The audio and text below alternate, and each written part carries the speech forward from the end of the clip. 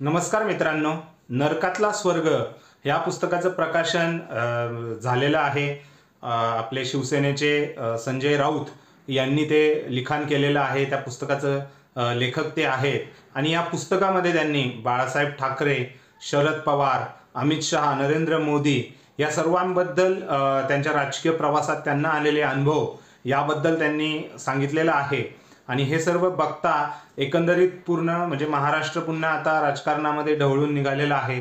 त्यांनी ज्या पद्धतीने त्या पुस्तकामध्ये खुलासे केलेले आहेत त्यामध्ये विशेषतः जे महत्त्वाचे खुलासे आहेत ते आपण एकदा रिव्ह्यू करणार आहोत आणि त्यानंतर आपण त्याच विषयाला सोलगून ह्या पुस्तकाचं प्रकाशन का आत्ताच करण्यात आलं, त्यामागची काय राजकीय समीकरणे आहेत हेही जाणून घेण्याचा प्रयत्न करणार आहोत. सर्वप्रथम ह्या पुस्तकामध्ये जे महत्त्वाचे मुद्दे त्यांनी दिले की अमित शहा आणि नरेंद्र मोदी हे ज्यावेळेस यांचा राजकारणात उदय होत होता गुजरातमधनं, त्यावेळेस बाळासाहेब ठाकरे शिवसेनेने त्यांना कशी मदत केली. म्हणजे अमित शहा यांना एका खुनामध्ये त्यांना अटकही झालेली आहे, तुम्हाला माहीत असेल. त्यावेळेस बाळासाहेब ठाकरेंच्या मध्यस्थीमुळे अमित शहा हे बाहेर पडले. नरेंद्र मोदी यांना जेव्हा गोधरा हत्याकांड झालं होतं त्यावेळेस तिथनं त्या केसमधनं बाळासाहेब ठाकरे यांनी कसं वाचवलं.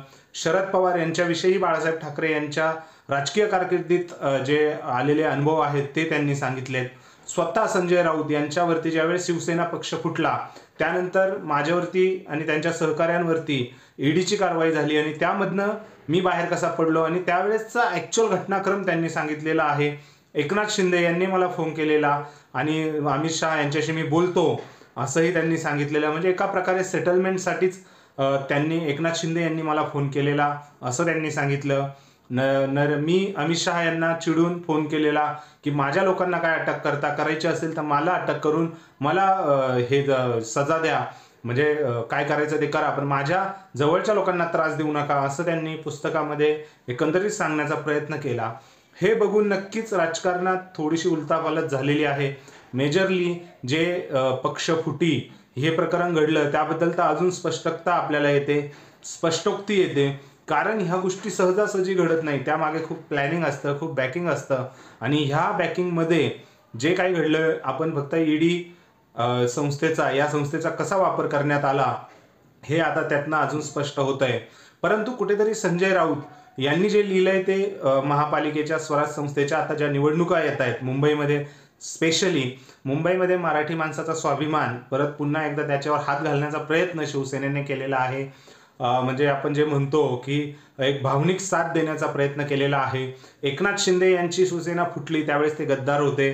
त्यानंतर मला म्हणजे जे लोक राहिले होते त्यांना उद्धव साहेबांपासून तोडण्यासाठी काय प्रयत्न करण्यात आले हेही त्यांनी सांगण्याचा प्रयत्न केलाय. एकंदरीत मुंबई महापालिकेमध्ये स्वराज्य संस्थेच्या निवडणुका तोंडापाशी ठेवूनच हा सगळं प्रकार झालेला आहे, निश्चित यात काही शंका नाही. आणि दुसरी गोष्ट अजून एक बघाव्यास आपल्याला मिळते की राज ठाकरे आणि उद्धव ठाकरे एकत्र येणार आहेत, ह्या चर्चा चालू आहे. आदित्य ठाकरे यांनी आता ते सांगितलंय की आम्ही मनापासून सगळं विसरून आता साथ देतोय, साथ घालतोय टाळीची. सो हे सर्व बघता नक्कीच शिवसेना उद्धव बाळासाहेब ठाकरे गटाकडनं प्रयत्न चालू आहेत. ते कितपत यशस्वी होतील हे येणारा काळच ठरवेल. परंतु संजय राऊत यांच्या नरकातला स्वर्ग ह्या पुस्तकाचं टायमिंग हे स्वराज्य संस्थांच्या निवडणुका ठरवूनच करण्यात आलेलं आहे आणि त्यात ते किती यशस्वी ठरतील हे तुम्हाला काय वाटतंय याबद्दल व्ह्यू नक्की कमेंट सेक्शनमध्ये कमेंट करून व्यक्त करा. व्हिडिओ आवडला असल्यास लाईक करा आणि आपल्या चॅनलला सबस्क्राईब करायला विसरू नका. धन्यवाद.